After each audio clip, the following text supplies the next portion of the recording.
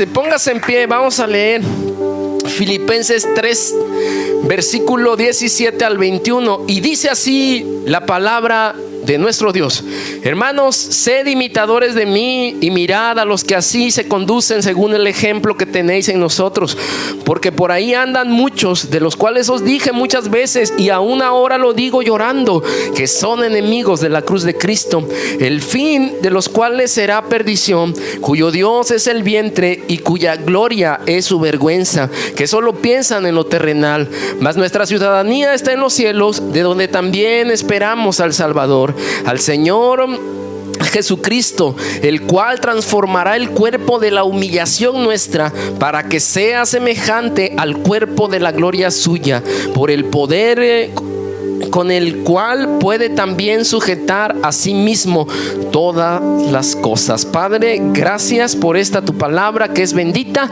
que esta tu palabra que es santa también nos santifique más, y que el día de hoy podamos salir, Señor, bendecidos de esta tu casa, en el precioso nombre de Cristo Jesús. Gracias te damos. Amén. Hermanos, uno de los temas centrales en el Nuevo Testamento es el de que somos peregrinos y extranjeros en esta tierra. Jesús dijo al orar por sus discípulos: al igual que yo, ellos no pertenecen a este mundo. Estas palabras pueden traer una serie de preguntas al corazón, a la mente de muchas personas. Si realmente estamos en esta tierra, vivimos aquí, tenemos una dirección geográfica, pero Jesús expresó que no pertenecemos a este mundo. Entonces, ¿de dónde somos? ¿A qué lugar pertenecemos? El cristiano tiene una doble nacionalidad. Por un lado, pertenecemos a la tierra, el lugar en donde pudimos nacer por voluntad divina. A nosotros Dios nos privilegió de ser mexicanos. Somos bendecidos por haber nacido en esta tierra, con sus colores, con su propia cultura, una cultura que estará por demás decirlo, pero es muy pintoresca, una cultura que nos inspira, una cultura que nos llama y una cultura que promueve la familiaridad. Tratamos de ser inclusivos, de ser amigos, de buscar la camaradería entre otros. Y eso es lo que Dios ha hecho en nuestra vida. Así en cada nación, en cada etnia, en cada pueblo, Dios les dio una identidad propia con sus raíces, y debemos nosotros reconocerla y debemos estar agradecidos con Dios por ello. Pero nuestra segunda nacionalidad tiene que ver con la celestial. Jesús, cuando nos enseña a orar en el Padre Nuestro, nos enseña a pedir que aceptemos la voluntad de Dios, no solo en la tierra, no solo en nuestro lugar de origen, sino que también en los cielos la voluntad de Dios sea acepta para la gloria del Padre. En Mateo capítulo 6 verso 10 podemos nosotros corroborar esta oración, y es habitual que en algunos países de América Latina, principalmente Estados Unidos, México, Canadá y en Europa, es donde esto se ve con mayor abundancia, que muchas personas tengan una doble nacionalidad. Deciden por voluntad propia adoptar la nacionalidad de la tierra en donde ellos están viviendo, principalmente los deportistas, por cuestiones de comercio, por algunas cuestiones en donde ellos van a sacar una ventaja de eso. Deciden no solo permanecer con la nacionalidad de su país de nacimiento, sino deciden adoptar también una segunda nacionalidad. Hay muchos casos que podríamos nosotros señalar en la vida de los deportistas de alto rendimiento. Sin embargo, en la vida espiritual ocurre algo muy similar. Pablo nos enseña en la carta a los Romanos que cuando el Espíritu de Dios nos adoptó como hijos, nosotros mediante esa adopción podemos alabarle como Abba Padre. Al salvarnos, nos convertimos en ciudadanos del reino de los cielos. El reino de los cielos, el reino de Dios es nuestra última morada. Es el lugar lugar en donde nosotros vamos a ir a descansar y a disfrutar de la gloria del Señor en toda la plenitud. Así que usted no solo se debe a la tierra, usted también tiene una normatividad. Hay leyes que rigen el reino de los cielos y que debemos nosotros vivir conforme ese reglamento que está establecido. Y como representantes y ciudadanos del reino de Dios deberíamos comportarnos. ¿De qué manera debemos comportarnos? Bueno, número uno, lo primero que el apóstol Pablo nos dice es que el hombre o la mujer que tiene una nacionalidad en el reino de los cielos debe seguir vidas ejemplares. Yo te pregunto esta tarde, ¿quién es tu modelo a seguir? ¿En quién estás poniendo tu mirada? Y la forma más rápida de salir de esa pregunta es en Cristo Jesús. Tú te vas a salir con esa respuesta por la tangente, porque vas a responder por lo fácil, te vas a ir por lo sencillo. Yo estoy mirando a Dios. Incluso me vas a dar argumentos bíblicos y vas a decir: puesto los ojos en Jesús, el autor y consumador de la fe. Pero lo interesante es que no solamente podemos nosotros poner nuestra mirada en Jesús. Jesús indiscutiblemente es el modelo que debemos seguir. Es el ejemplo supremo de la conducta que debemos de imitar. En Él descansa la perfección plena que nosotros deberíamos esforzarnos día a día por lograr. Pero nos conformamos diciendo: es que es imposible alcanzar la perfección de Cristo, porque Él es Dios, porque Él ciertamente es hombre también, pero no podemos compararnos con alguien de la magnitud de Jesucristo. Nosotros podemos tener modelos. De hecho, tenemos modelos a seguir en la vida. Tú tienes un modelo a quien has imitado a lo largo de los años. Hay personas que te han inspirado. Hay quienes han venido a dar un aporte a tu vida. Y de forma consciente o inconsciente, aunque no lo hayas reconocido hasta ahora, hay quienes han influenciado en ti y tú eres el resultado de esa influencia. Tenemos la libertad de poder elegir a quién parecernos. Tenemos el derecho también de poder imitar a cualquier persona, desde filósofos, artistas, escritores, músicos, poetas, cantantes. Podemos imitar a deportistas. Podríamos también imitar a pensadores. Pudiéramos tener el modelo en los filósofos, en aquellos pensadores de un pensamiento libre. Pudiésemos también imitar a políticos, pudiésemos imitar a quien queremos. La Biblia señala que todo me es lícito, me es permitido tener cualquier modelo, pero la Biblia afirma que no todo nos conviene realizar. Aunque tenemos el derecho de elegir a quién parecernos, a quién imitar, qué es lo que nos puede inspirar de alguna persona y qué es lo que quisiéramos tener nosotros. Aunque tenemos esa libertad en Cristo, no necesariamente significa que es conveniente para los propósitos de Dios en nuestra vida. Tienes el derecho, pero también puedes renunciar voluntariamente a ese derecho de parecerte a alguien que no tiene nada que ver con Jesús. Dos aspectos importantes que deberíamos considerar los que somos ciudadanos del reino de Dios. Primero, es que hay un requisito para que podamos imitar la vida de alguna persona. El requisito indispensable para seguir el modelo o el ejemplo de vida de alguien es que ese alguien sea primero un imitador de Cristo. Primera de Corintios capítulo 11 verso 1 y Primera de Tesalonicenses 1:6 nos dice que Pablo imitaba a Jesús y como resultado de esa imitación que él tenía, los demás podían imitarle a él. El problema del asunto es que nosotros imitamos a personas que nada tienen que ver con el evangelio, a personajes que no son imitadores de Jesús, e incluso algunos de ellos ni siquiera creen en Dios.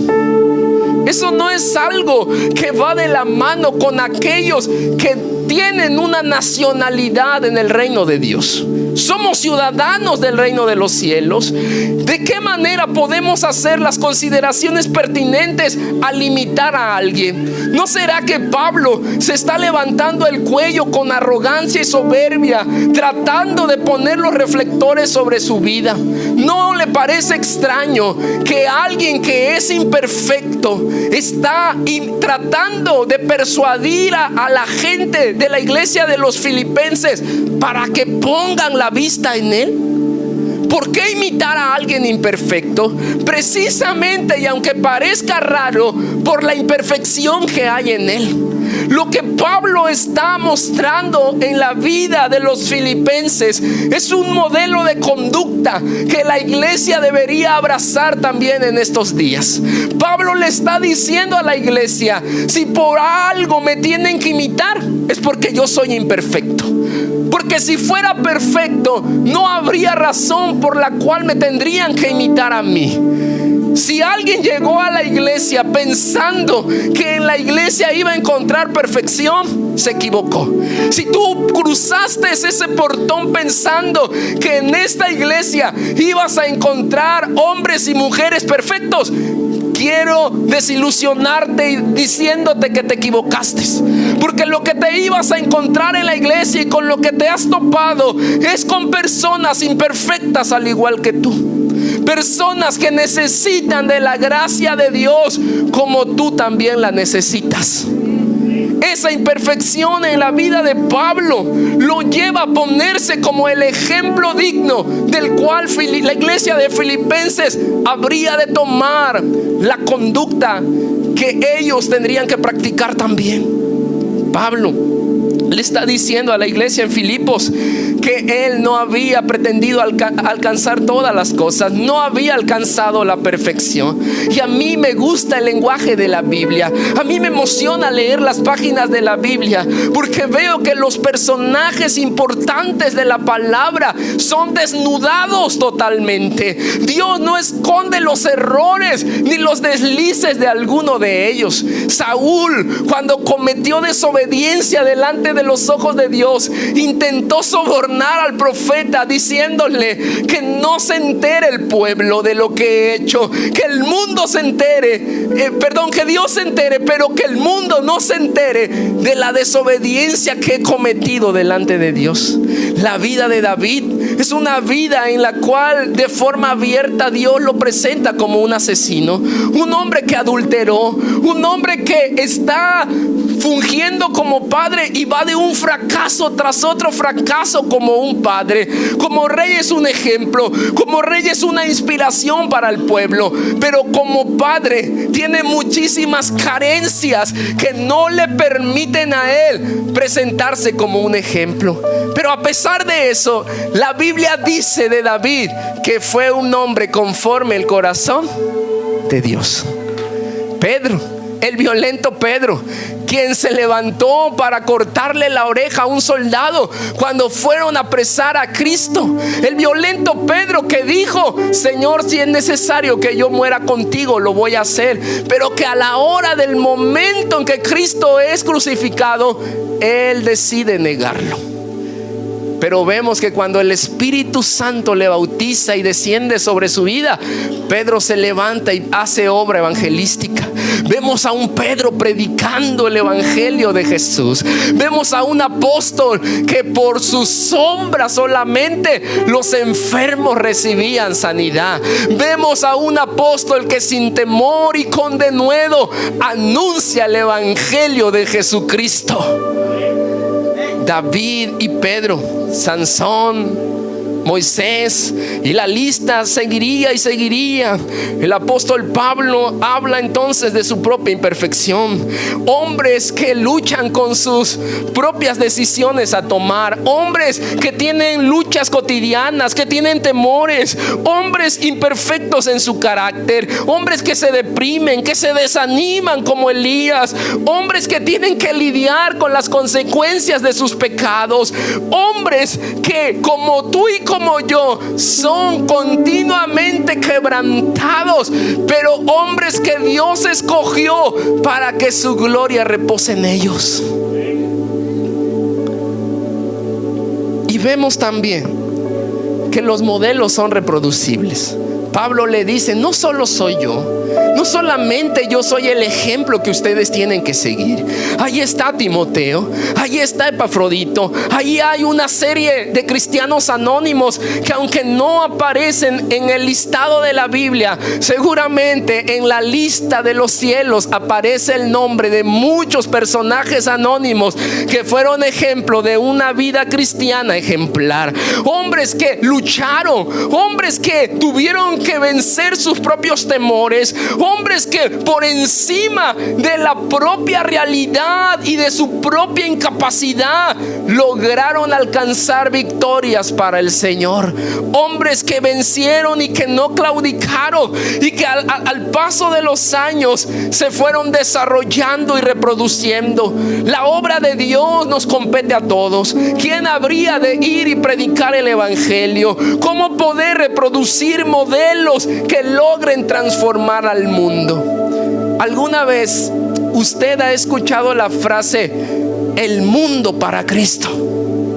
Es una frase que hemos usado como iglesia a lo largo de muchas generaciones. Hemos creído que el mundo va a ser para Cristo, pero ¿quién lo va a transformar? ¿Quién va a alcanzar ese mundo para Jesús? ¿Quién va a ir en pos de ese mundo que necesita del evangelio de Cristo? Dios dejará el trono para venir y estar nuevamente entre nosotros.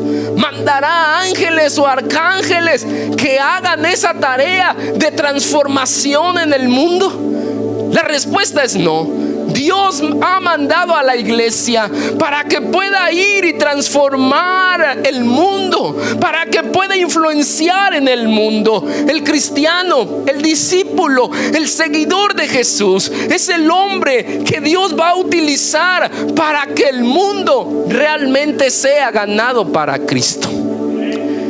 El asunto está en que no podemos ganar el mundo para Cristo si estamos en comodidad, si no asumimos un rol de protagonismo, si no decidimos abandonar la comodidad y si no estamos dispuestos a pagar el precio que esto demanda, el cual incluye sufrimiento e incluso incluye poder dar nuestra propia vida por la causa de Cristo. Hoy encontramos desdichadamente que en la iglesia no hay un compromiso a este nivel por la causa de Jesús. Todos queremos vivir en comodidad, todos queremos vivir de acuerdo a nuestro propio estándar, pero nadie quiere salir de esa comodidad para poder lograr que el mundo realmente sea alcanzado para Cristo. Habríamos que pensar en la reproducción de los discípulos que estamos obligados a realizar. Debemos tener muy presente que, al igual que Pablo le encomienda a Timoteo, que lo que ha oído y lo que ha visto también, las enseñanzas que ha recibido a lo largo del tiempo, él pueda reproducirlas en cristianos confiables. La vida de la iglesia no termina cuando una generación muere. La vida de la iglesia es reproducción constante. Una iglesia debe permanecer en un compromiso por la causa del evangelio y por la causa de Cristo. No podemos decirnos personas que tienen una nacionalidad en el reino de los cielos si no estamos viviendo en el nivel que deberíamos vivir. Por otro lado, un ciudadano del reino de los cielos puede reconocer a los enemigos de la cruz. En esta carta de Filipenses, Pablo abunda diciendo que hay muchos quienes se han levantado de forma engañosa para tratar de confundir y de distorsionar la verdad que él ya había predicado a la iglesia de Filipos. Hay una serie de hombres que posiblemente pudieron ser estos enemigos de la cruz. Pablo no nos da a detalle quiénes son estos hombres, no nos dice quiénes son estos enemigos de la cruz. Podemos pensar en los judaizantes, podríamos pensar en aquellos gentiles que habían llegado a la iglesia, los gnósticos que habían traído una serie de enseñanzas. Lo único cierto es que había enemigos de la cruz de Cristo, hombres que se habían levantado para traer dolor y aflicción a la causa del evangelio y propiamente a la vida de Pablo. Hombres que habían sembrado una semilla y había germinado como un fruto de confusión en la vida de la iglesia local. Hombres que habían hecho lo malo porque creían y consideraban que la salvación por medio de la fe no era suficiente. Ellos hablaban y predicaban de una salvación por medio de las obras, pero como ya Pablo nos ha dicho, las obras solo son el resultado de la salvación en la vida de un creyente. ¿Quiénes son estos hombres? A ciencia cierta no lo sabemos, pero sí podemos ver ciertas características de estos enemigos de la cruz. Primero, consideremos, estos hombres tenían como Dios su propio vientre. ¿Cómo es esto? Es una metáfora que Pablo usa. Pablo está diciendo que el Dios de ellos era la carne. Le daban rienda suelta a todos los deseos corporales, sensuales. No tenían un límite. Tenían un hambre insaciable por las cosas del mundo. En la iglesia de Cristo encontramos personas que han tomado un concepto equivocado de lo que es la libertad en Cristo. La Biblia nos enseña que tenemos mucha libertad en Cristo, pero la libertad no es lo mismo que el libertinaje en la carne. Hay quienes abusan de la gracia porque creen que la gracia es una gracia barata, pero la gracia de Dios es muy costosa. No hay gracia barata. La gracia de Dios es la que nos provee a nosotros lo que necesitamos para disfrutar de los grandes regalos que Cristo nos ha prometido. El Dios de estos enemigos de la cruz era su propia carne. Habían dado rienda suelta a sus deseos. En otras palabras, para contextualizarlo en algo más claro, vivían la vida loca. Vivían como ellos querían, desenfrenadamente. No les interesaba más que disfrutar lo que la carne les estaba pidiendo. Si la carne estaba pidiendo vacaciones, le daban vacaciones. Si la carne estaba pidiéndole alcohol, le metían alcohol. Si eran cigarros o droga, le metían sustancias. Ellos estaban tratando de vivir de acuerdo a lo temporal de la vida. Pero hermano, no es negocio cambiar lo eterno por lo temporal. Dios nos ha prometido cosas eternas. Dios nos ha hablado de una vida en la eternidad. Y intentar hacer ese cambio es como tratar de cambiar la bendición de una primogenitura por un plato de lentejas. No podemos nosotros despreciar las grandes bendiciones que Cristo ha ya alcanzado para la iglesia y para sus hijos por un plato de lentejas, por algo que puede ser temporal, por algo que es relativo en el tiempo. ¿Cuántos años habremos de vivir? Si a lo mucho 100 años, 80, 90, y eso no se va a comparar con lo que habrá de venir por la eternidad. ¿Quién ocupa un lugar en nuestro corazón? Ocupará también el control y el gobierno de las acciones cotidianas de nuestra vida. Cuando una persona se ocupa de la carne, ¿sabe qué va a cosechar? Muerte. No podemos nosotros pensar en la obra de la carne y estar alejados de lo que Pablo dice en Gálatas 5, 16, 21. Porque la obra de la carne es adulterio, fornicación, inmundicia, lascivia, idolatría, hechicería, enemistades, pleitos, celos, iras, contiendas, disensiones, herejías, envidias, homicidios, borracheras, orgías y cosas semejantes, acerca de las cuales os amonesto, os exhorto. Y quienes practican tales cosas no heredarán el reino de los cielos. Otra característica particular en estos enemigos de la cruz es que se glorían de su vergüenza. ¿Qué te causa gloria a ti? ¿Qué te causa a ti ánimo en el corazón? ¿O por qué tu corazón se llena de orgullo?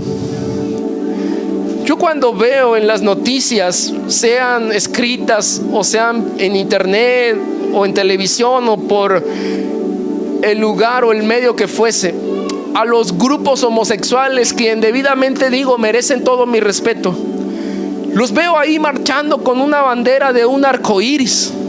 Van por las calles a nivel mundial y van organizando una marcha que ellos denominan la marcha de orgullo gay. Yo, en mi particular punto de vista, creo que el orgullo se puede generar por otras cosas. Yo puedo sentir orgullo porque estoy siendo un buen ciudadano. Me puedo sentir orgulloso porque estoy contribuyendo con un bienestar para mi sociedad. Me puedo sentir orgulloso porque me he esforzado en lograr que mi hijo, claro, reconociendo que Dios está en todas las cosas que hago, que mi hijo o mi hija es un profesionista que está ya insertado en el campo laboral. Yo puedo sentir orgullo porque uno de mis hijos está ocupando un lugar importante dentro del área de los deportes. Puedo sentirme orgulloso por muchas otras cosas. Pero ¿por qué sentirme orgulloso? Porque una persona dice ser homosexual. En realidad no lo entiendo. En realidad la Biblia no me da tampoco elementos para tratar de clarificar todo ese mar de pensamientos que hay en mí. Podemos sentir orgullo como por lo que Jeremías dice en Jeremías 9:24. Si alguien ha de gloriarse, que se gloríe de conocer a Dios y de comprender quién es Dios, quien actúa en la tierra con amor, con derecho y con justicia, así como Él lo afirma. De eso deberíamos de sentir gloria o orgullo. Pero hay personas que sienten orgullo por situaciones que en realidad no son nada de orgullo. Veo adolescentes en la calle que van con un cigarro en la mano, van fumando. Y a veces mi mamá me decía, si yo un día te llego a ver así, yo pensaría dos cosas. Lo primero, golpearte y tirarte ese cigarro. Y lo segundo, pensaría que estás muy preocupado porque las acciones en la bolsa de valores han decaído. Tienes una preocupación tal que vas ahí. Jóvenes de secundaria van por la calle con un cigarro y para ellos representa un gran orgullo. Personas que beben demasiado alcohol, se emborrachan demasiado y comienzan a hablar una serie de disparates o una serie de cosas que en realidad son vergonzosas. Hay quienes tras unos tragos no pueden controlar lo que el alcohol está produciendo en ellos y comienzan a actuar de forma vergonzosa. Seguramente usted se ha topado con borrachos impertinentes. Borrachos que en lugar de ser un orgullo en su casa son una vergüenza. Y Pablo dice aquí que este tipo de enemigos de la cruz se van a sentir orgullosos de sus borracheras. Se van a sentir orgullosos de su ideología de género por ser homosexuales. Se van a sentir orgullosos por una serie de cosas que en realidad no son aceptables para Dios. Que claro está decir que todos merecen nuestro respeto y nuestra oración, pero que no podemos aceptar una idea contraria a la verdad de Dios. Eso no puede ser causa de gloria, de orgullo. Y estos son enemigos de la cruz. gente que se levantan pensando en que se sienten muy orgullosos por lo que están haciendo. Y Pablo dice: no, estos son enemigos de Dios. Y si tú quieres ser parte de ellos, te vuelves un enemigo de Dios. Santiago 4:4. No puedes hacer amistad con el mundo, con las ideologías, no con la persona como tal, pero no puedes casarte con ideologías ni con prácticas vergonzosas. Y sigue diciendo que estas personas solo piensan en lo terrenal. Si tú hablas con alguien de ellos, él te va a hablar de cosas terrenales, de cosas temporales, de cosas pasajeras, de cosas que no tienen una caducidad eterna. Si alguno ama al mundo, el amor del Padre no está en él, dice Primera de Juan 2:15. El origen de estos apetitos surge de los pensamientos, de lo que está en la mente de las personas y que deciden llevarlo a la práctica. Comienzan a dar cavidad a los pensamientos contaminados del mundo y comienzan a gestarse en la mente de muchos creyentes que dicen tener una ciudadanía cristiana y que realmente tienen una ciudadanía celestial. Miren, Pablo dice al final del versículo que el fin de estas personas es la perdición. En el Salmo 34:21 dice que ellos serán condenados. Y Gene Ellion, un misionero, dijo lo siguiente: no es tonto aquel que da lo que no puede retener para ganar lo que no puede perder. Hay quienes creen que cuando damos aquellas cosas que no podemos retener, somos tontos.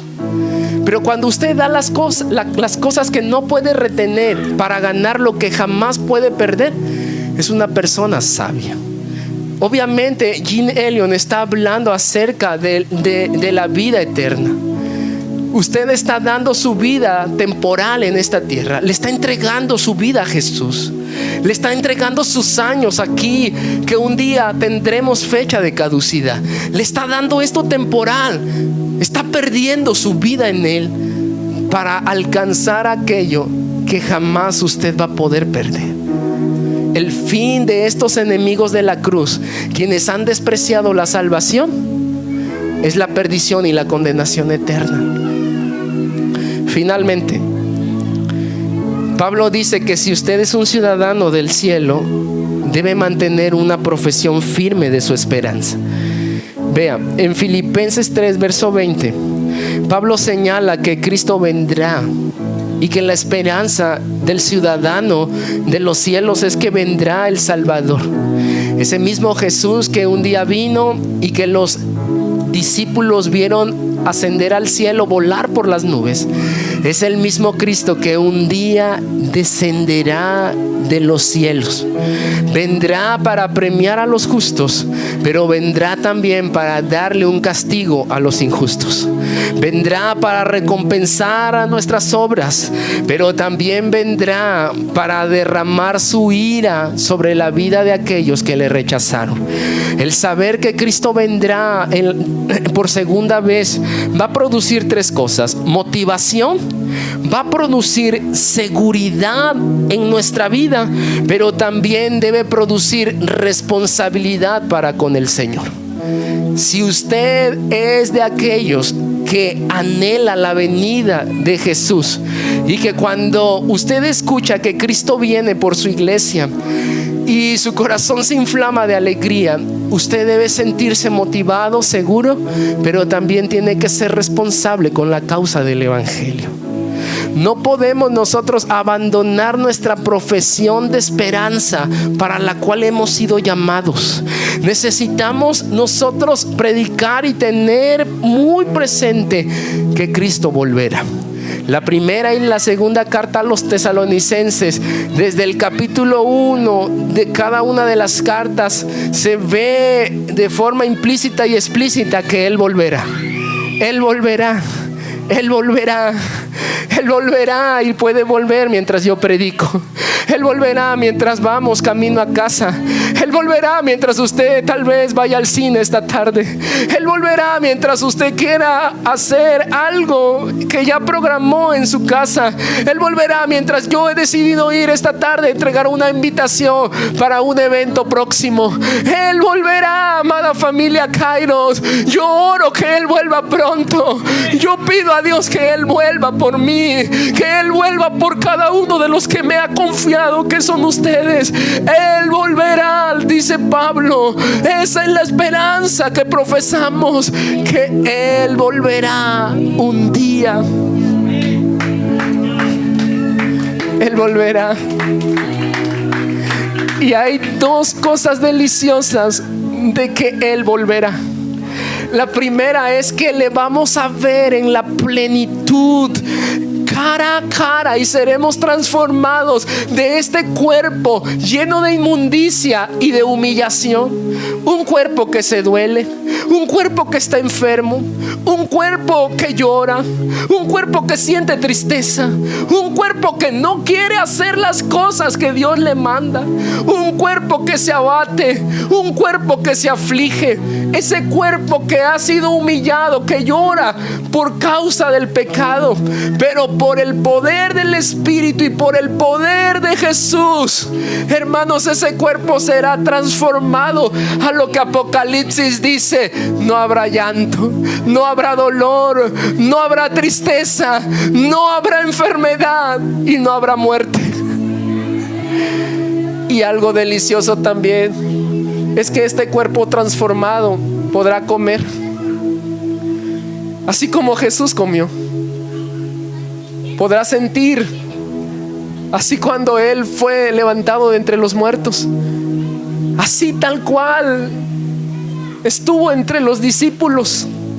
Pero este cuerpo ya no sentirá las mismas fragilidades que siente ahora. En plenitud le conoceremos. Pero ¿sabe también qué es lo segundo delicioso? Que nos reencontraremos con aquellos que se han ido. Un día veré nuevamente a Eliud Blanco, mi pastor. Lo abrazaré y le diré: valió la pena, Eliud, gracias. Un día abrazaré a aquellos pastores, a aquellos familiares que se fueron. Iré con mi bisabuela y la besaré y le diré: aquí estoy. Hermanos que hemos amado, familiares, un día estaremos allá juntos para disfrutar de la gloria de Cristo, la gloria del Espíritu y la gloria de Dios Padre, no como ahora, en su plenitud. En su plenitud. Él volverá. Vuelve pronto, amado, vuelve pronto. Pero no vuelvas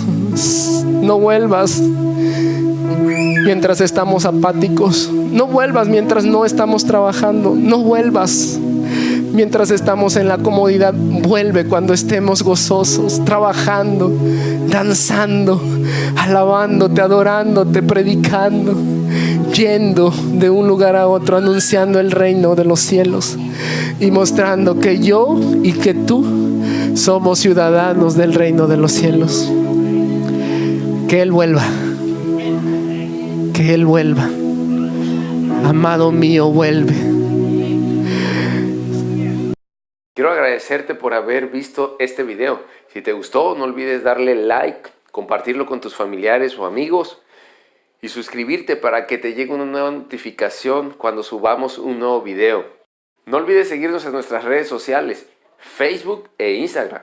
Links abajo en la descripción. Este es el tiempo de Dios para ti. Bendiciones.